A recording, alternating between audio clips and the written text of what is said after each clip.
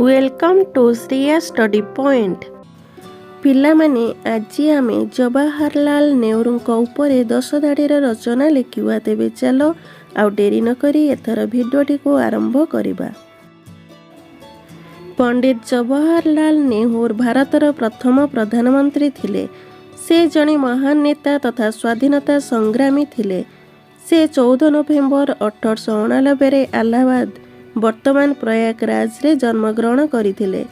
से पंडित नेहरू एवं चाचा नेहरू नामरे मध्य जनाशुना। से शांतिर उपासक थिले ओ तांकर पंचशील पई प्रसिद्ध होइथिले। तांको पितांक नाम मोतीलाल नेहरू एवं मातांक नाम स्वरूपराणी नेहरू थिला। से स्वाधीनता आंदोलन रे जोगदेई महात्मा गांधी प्रधान शिष्य होइथिले। तांको जन्मदिन नवेम्बर 14 को शिशु दिवस भाव में पालन करा जाए। जवाहरलाल नेहरू मई 27 1964 रे मृत्युवरण करथिले। भारतर स्वाधीनता पई तांकर अवदान को सर्वदा स्मरण आमे करिबा उचित।